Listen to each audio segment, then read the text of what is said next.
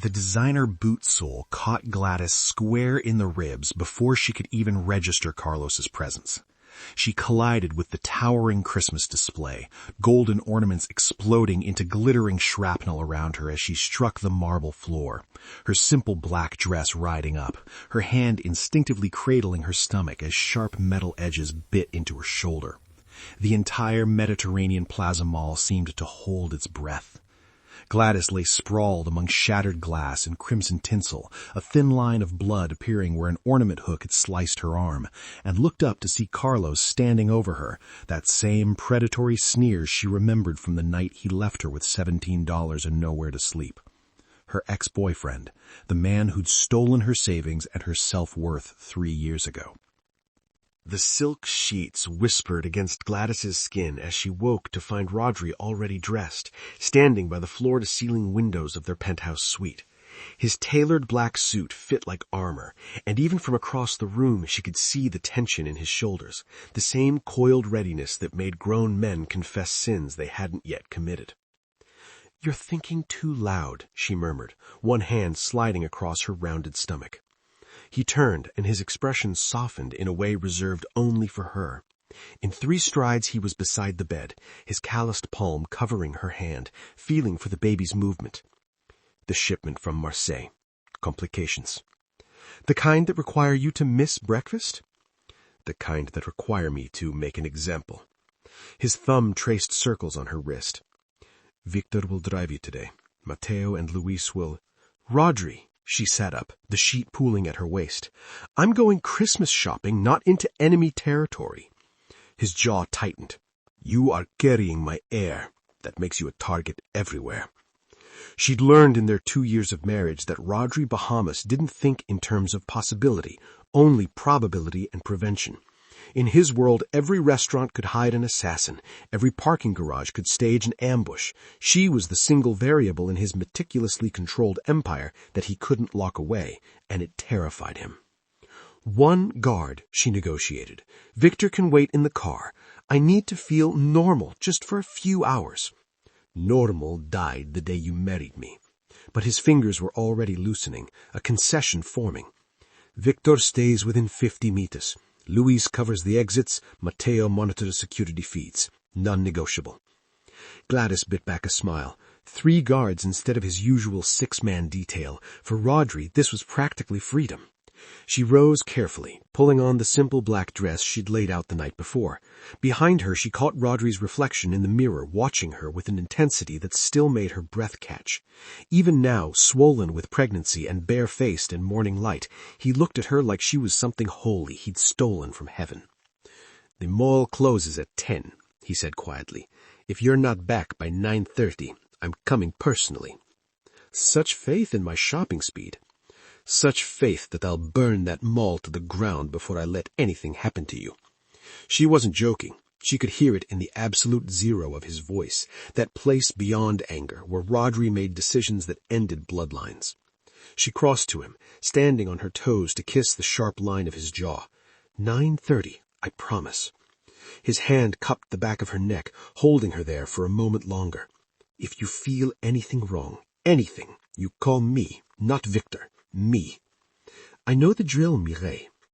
But neither of them knew that in exactly 4 hours, every protocol he'd built to protect her would shatter like the Christmas ornaments she'd soon be lying among, bleeding on cold marble while her past kicked her in the ribs.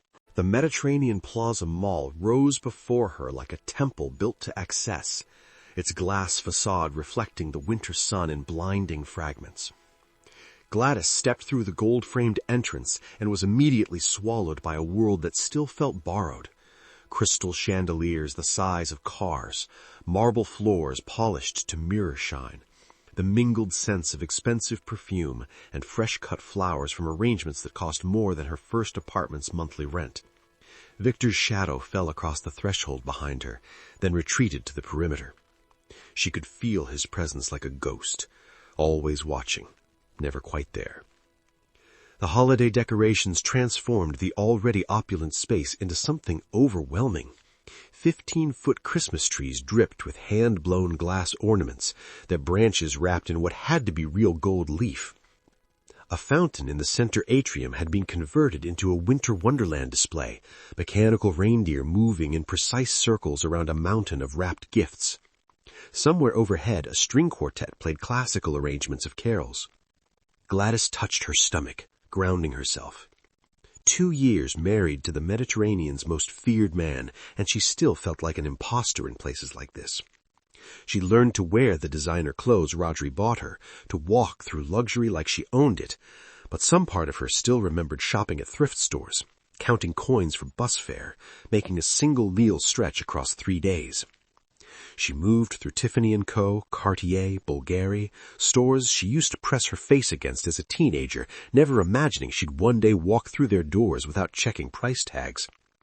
She was examining delicate silver rattles in a boutique children's store when the back of her neck prickled. That ancient warning system, the one poverty had honed to razor sharpness, screaming that something was wrong. Gladys turned slowly, and the world tilted sideways. Carlos. He stood 30 feet away near the Burberry display. Older, but unchanged in all the ways that mattered.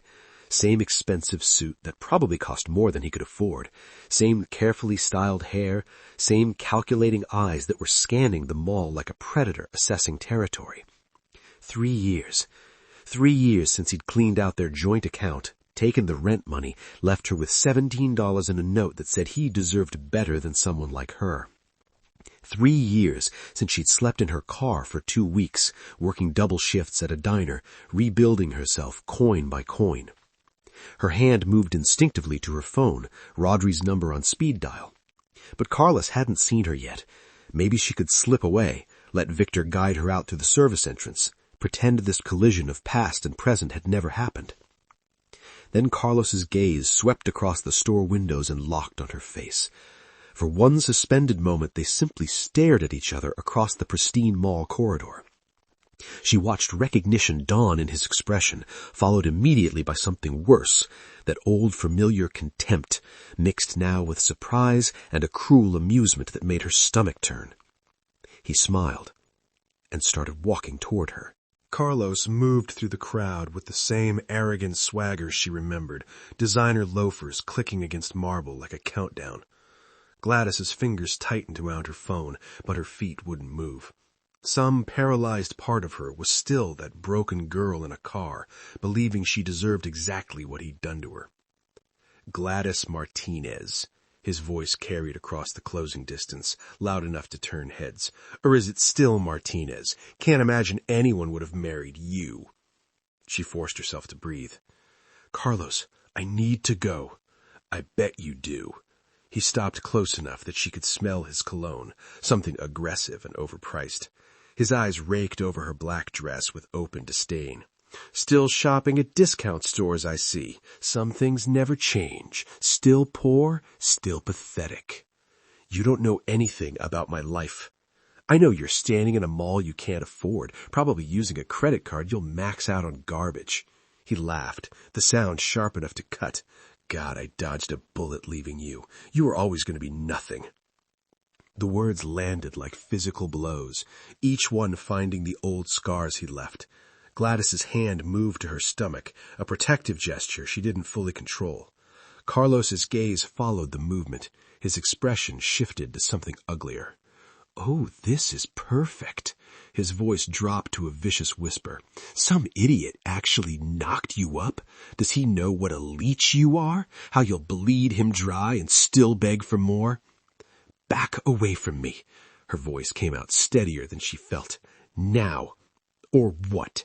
He stepped closer, invading her space, his finger jabbing toward her face. You'll cry? You'll play victim like you always did? You were a mistake, Gladys. A charity case I wasted 3 years on. You should be grateful I left before you completely... Sir, please step back. Victor's voice cut through, professional and cold, his frame suddenly materializing between them. This doesn't concern you. The lady asked you to leave. The lady? Carlos's laugh was pure acid. He moved a step around Victor, his hand reaching out to shove Gladys backward. This bitch isn't a... The push came hard and sudden.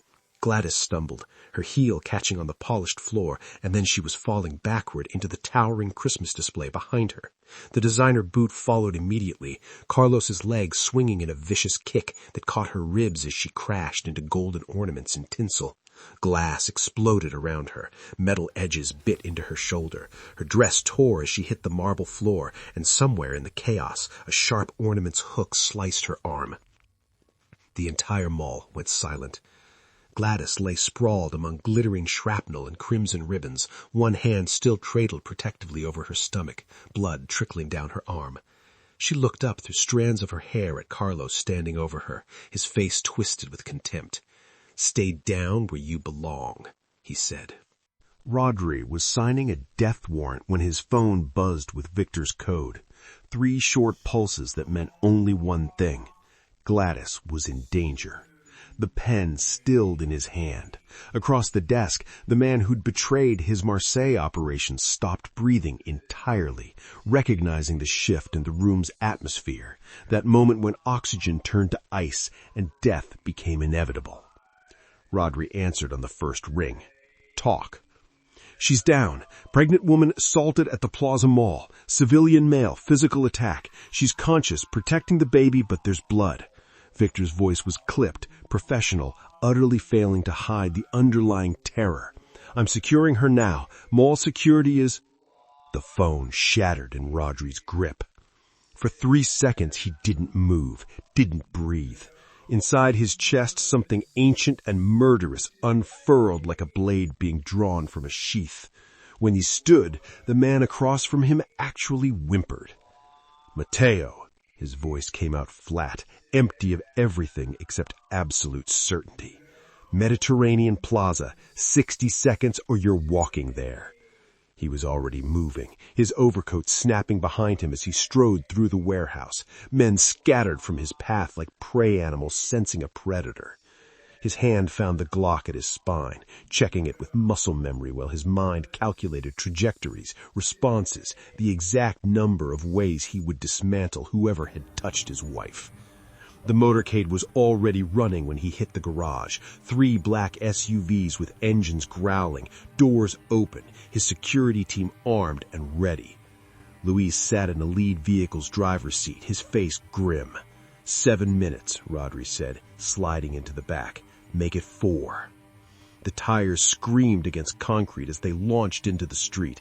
Luis drove like he was fleeing hell itself, weaving through traffic, running lights, the SUV's engine roaring. Behind them, the other 2 vehicles matched pace, forming a deadly arrow cutting through the city. Rodri's phone, a backup, lit up with incoming data. Mateo's voice came through the speaker. "Plaza security feeds accessed, perimeter secured, 26 exits all covered. Subject is civilian male, early 30s, still on scene. Uploading facial recognition now. I want a name, address, family, employment, and every person he's spoken to in the last month." Rodri's fingers drummed against his thigh, the only visible sign of the violence building inside him. "And I want the mall locked down. No one leaves until I say so." "Boss, the police.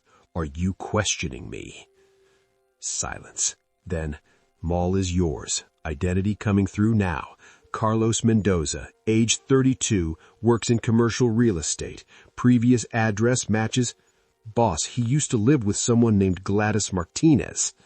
The ex-boyfriend, the ghost from her past, the man who'd left her homeless and broken. Rodri's smile was something no human should ever witness. Perfect. The motorcade screeched into the Plaza's underground garage 4 minutes and 17 seconds after Victor's call. Rodri was out before the vehicle fully stopped, his team forming around him, 12 men in black, all armed, all trained, all absolutely loyal. The mall had no idea the sovereign of the underworld had just arrived. Gladys sat on the cold marble floor, Victor's jacket draped over her shoulders, his massive frame blocking her from the gathering crowd. A security guard had brought ice for her arm, but she couldn't feel the cold. Couldn't feel anything except the phantom sensation of Carlos's boot connecting with her ribs, her baby just beneath. Her hand pressed against her stomach, feeling for movement. There, a flutter, small and insistent. Still there, still safe. "Ambulance is 3 minutes out," Victor said quietly. "Mr. Bahamas is too." She nodded, not trusting her voice. Around them, the mall security was cordoning off the area, but she could still see Carlos being restrained near the Burberry entrance, arguing with security guards, indignant and loud, still convinced he was the victim in whatever narrative he'd constructed. He'd always been good at that, rewriting history until he was the hero and she was the burden. The memories came uninvited, sharp as the glass still glittering around her. 3 years ago, coming home to an empty apartment, their joint account drained, every penny she'd saved from 2 jobs, $7,300 that was supposed to be their future. His clothes gone, his laptop gone, just a note on the kitchen counter in his careless handwriting. "You're holding me back. I deserve better than someone like you. Don't try to find me." She'd called him 17 times that first night, 17 times sent straight to voicemail. The landlord had come the next morning for rent she no longer had. She remembered the look on his face when she'd begged for more time, the way he'd shaken his head like she was just another sob story. 2 weeks sleeping in her car, parked behind a 24-hour diner where she worked double shifts, showering in the employee bathroom, eating free fries and burnt toast, wearing the same 3 outfits, washing them in gas station sinks. The humiliation of it had been worse than the discomfort, the way people looked through her like she wasn't quite real, wasn't quite human. She'd rebuilt herself coin by coin, dollar by dollar. Got a better job, then another, climbed out of that hole through sheer stubborn refusal to let Carlos's abandonment define her. By the time she met Rodri at a charity gala where she was catering, she'd almost convinced herself she was whole again. But Carlos's contempt today had proven otherwise. One look from him and she was back in that car, 24 years old and certain she deserved exactly what he'd done to her. "Mrs. Bahamas," Victor's voice pulled her back. "He's here." She looked up to see the crowd parting like the Red Sea. Rodri moved through the mall with his security team flanking him, dressed in black, his face absolutely empty of expression. But she knew that emptiness, had learned to read the subtle tells, the set of his jaw, the way his hands hung loose at his sides, ready. This was Rodri at his most dangerous. This was the man who'd built an empire on calculated violence and absolute control. Their eyes met across 30 feet of marble and shattered ornaments, and the mall held its breath. Rodri crossed the distance to Gladys in seconds, dropping to one knee beside her. His hands moved over her with practiced efficiency, checking her pupils, the cut on her arm, finally settling on her stomach, where his palms spread wide and reverent. "The baby?" His voice was barely audible. "Moving. I felt her move." Gladys covered his hand with hers. "Rodri, I'm okay." "You're bleeding." He looked at Victor, and the guard actually flinched. "You were 50 meters away." "Sir, we'll discuss your failure later." Rodri turned back to Gladys, his thumb wiping blood from her elbow with surprising gentleness. "Ambulance. 2 minutes. Then I have 8. He stood, his hand trailing along her jaw before he turned toward where Carlos stood, surrounded by mall security. The transformation was immediate, the concerned husband vanishing behind the cold mask of the Mediterranean's most lethal operator. Rodri walked toward Carlos with the unhurried pace of an apex predator. His team moved with him, a synchronized unit that cleared civilians from their path through presence alone. Mall security stepped aside without being asked. Carlos's face drained of color as Rodri approached. "Security room," Rodri said quietly to the head of mall security. "Now." "Sir, we've called the police. They're—" Rodri's gaze shifted to him. The man stopped talking mid-sentence. "Security room. Now. Or I buy this mall by midnight, and you're unemployed by morning." They were in the security office 30 seconds later. Carlos, Rodri, Mateo, and Luis. The door locked. The security feeds went dark at Mateo's touch. Carlos backed against the wall as Rodri moved into his space. "Do you know who I am?" Rodri's voice was conversational, almost pleasant. "I don't... Listen, that woman was..." Rodri's hand shot out, closing around Carlos's throat and lifting him off the ground in one smooth motion. Carlos's feet kicked against air, his hands clawing at Rodri's arm, but the grip was iron, unbreakable. "The woman you just assaulted is my wife," Rodri spoke calmly, as if discussing weather patterns. "The child she's carrying is my heir, and you, Carlos Mendoza, just made the single worst decision of your life." He held Carlos suspended, watching his face turn purple, then dropped him. Carlos collapsed, gasping. 8 minutes ago, you kicked my pregnant wife in the ribs. He checked his watch. In that time, my team has been very busy. Your accounts at Capital Bank and Mediterranean Trust, frozen, pending fraud investigation. Your employment contract with Mendoza Commercial Real Estate, terminated for embezzlement. Yes, we fabricated evidence. Your father will receive the documentation in approximately 3 minutes. Carlos tried to speak, but Rodri stepped on his hand, grinding it against the floor. Your fiancée, Isabella, she's currently viewing security footage of you assaulting a pregnant woman. She's also receiving an anonymous dossier detailing your affair with her sister last summer. Your apartment lease? Voided. Your credit cards? Maxed and canceled. Your social media accounts? Currently being flooded with this assault video. Rodri crouched down, his face inches from Carlos. By morning, you'll have nothing. No money, no job, no family, no future. You'll understand exactly how my wife felt when you left her with $17 and nowhere to sleep. The difference is, she rebuilt herself. You won't get that chance. The penthouse was silent except for the city humming 40 floors below. Gladys sat curled on the leather sofa, a blanket wrapped around her shoulders despite the warmth. The hospital had cleared her, minor cuts, bruising, but the baby was fine. Still, Rodri had insisted on their private physician doing a second examination the moment they arrived home. Dr. Castellano had left 20 minutes ago with strict instructions for rest. Rodri had disappeared into his study without a word. Gladys touched her bandaged arm, replaying the day and fragmented images. Carlos's contempt, the fall, the blood, then Rodri's arrival and the systematic destruction that followed. She'd watched from the ambulance as police led Carlos away in handcuffs, watched his father arrive and refuse to even look at his son, watched Isabella slap him hard enough to echo across the parking garage. Rodri had orchestrated it all with the precision of a conductor, turning Carlos's life into rubble in less than 10 minutes. She should feel vindicated. Instead, she just felt hollow. The study door opened. Rodri emerged carrying a small black box, his jacket discarded, his shirt sleeves rolled to his elbows. He looked exhausted in a way she rarely saw, the weight of what he'd done, what he was capable of, visible in the set of his shoulders. He sat beside her, close enough that their knees touched. For a long moment, neither spoke. "I should have been there sooner," he said finally. "You can't be everywhere." "I can try." His jaw tightened. "When Victor called, when he said you were on the ground bleeding." He stopped, the words catching somewhere he couldn't reach. "I've ended men for less than looking at you wrong. What he did, Gladys, what he took from you before we met." "You gave it back." She took his hand, threading their fingers together.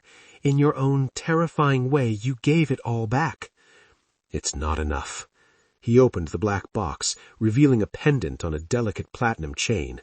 The centerpiece was a phoenix rising from flames, crafted in diamonds and rubies, the details so intricate each feather seemed to move in the light. Gladys's breath caught. The phoenix glowed like a contained fire. "You rose from nothing once," Rodri said quietly, lifting the necklace from its velvet bed, "when he left you with $17 and tried to convince you that's all you were worth. You rebuilt yourself into someone extraordinary. Not because of me. You were already becoming her when we met." He moved behind her, fastening the clasp at her neck. The pendant settled against her collarbone, warm as if it carried actual flames. "Today he tried to push you back into those ashes, tried to make you small again. Rodri's hands rested on her shoulders. "But you're not that woman anymore. You never were. You're a phoenix, Mirena. You always have been." Gladys touched the pendant, feeling the sharp edges of diamonds, the heat of rubies. In the window's reflection she saw herself, bandaged and bruised, but unbroken, standing in a penthouse that would have been unimaginable 3 years ago, married to a man who'd just destroyed her past to protect her future, carrying a child who would never know poverty or powerlessness. "Thank you," she whispered. Rodri pressed his lips to her temple. "He'll never touch you again." The video hit social media at 11:47 p.m., uploaded simultaneously to 17 different platforms by accounts that would vanish within the hour. High-definition mall security footage showing Carlos Mendoza shoving a visibly pregnant woman into a Christmas display, then kicking her as she fell. The caption was simple: "Real estate exec Carlos Mendoza assaults pregnant woman at Mediterranean Plaza." By midnight, it had 50,000 views. By 1 a.m., 500,000. The internet, that merciless judge and jury, descended with the fury of a biblical plague. Carlos's personal Instagram, once carefully curated with luxury cars and yacht parties, became a war zone. Thousands of comments flooded in, death threats, promises of violence, women sharing their own stories of men like him. His Facebook, his LinkedIn, his Twitter, all overwhelmed within hours.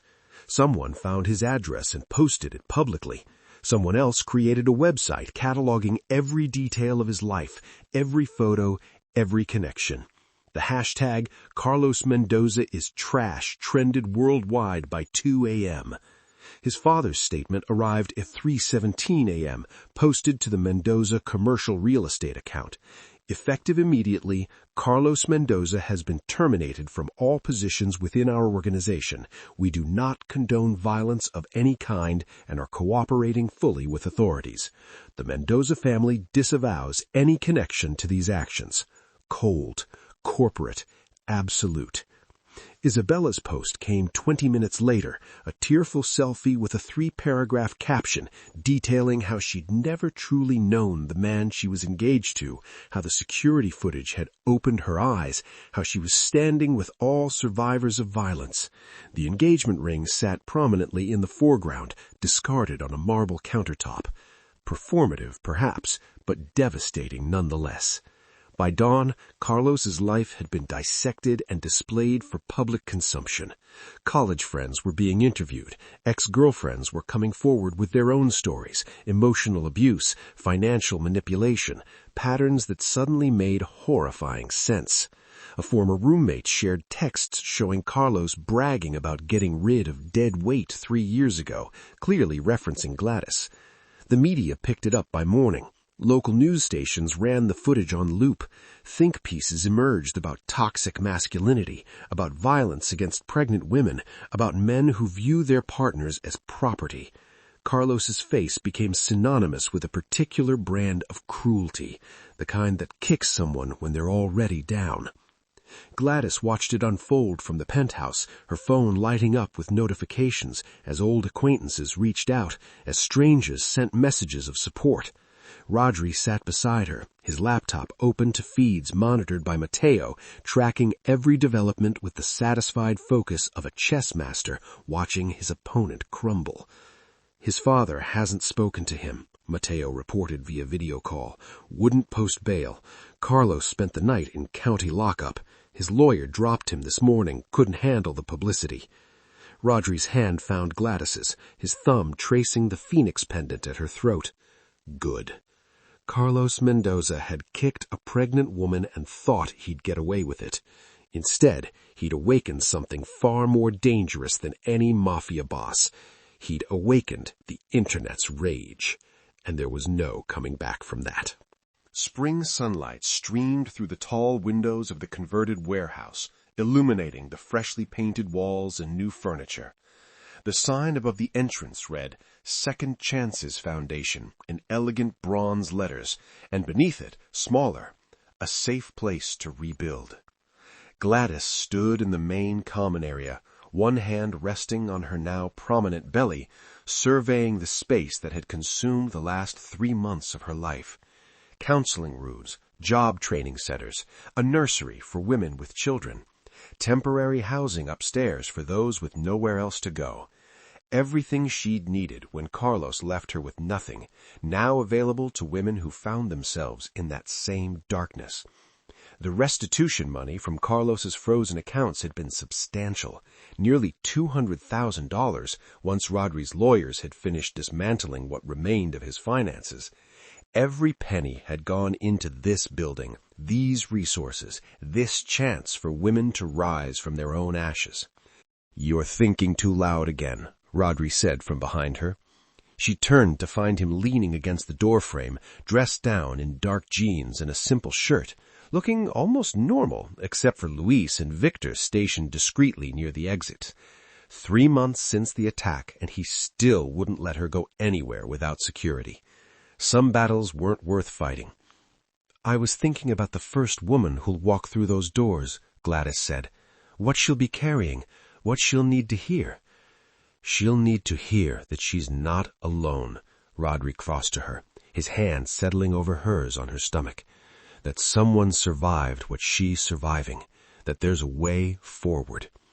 Their daughter kicked against their joined hands, strong, insistent, alive.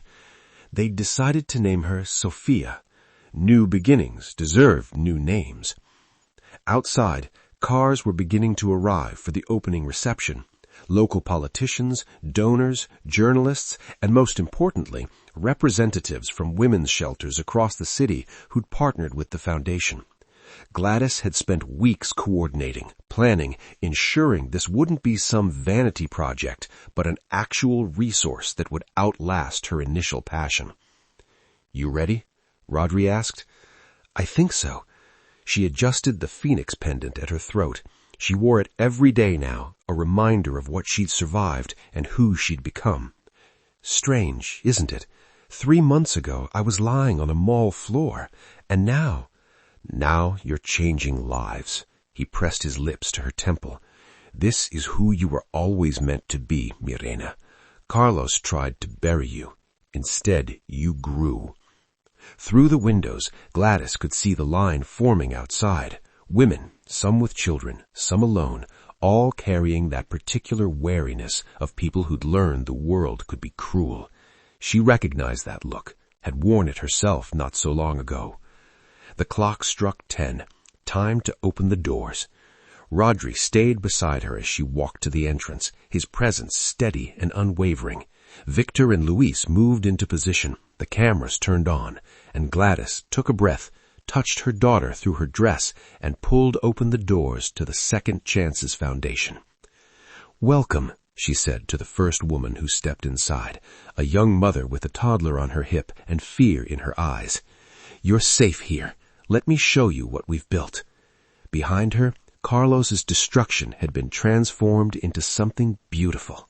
Ahead of her, women would rise, and in her arms, soon, a daughter would be born who would never doubt her worth. The phoenix had risen, and she was never coming down.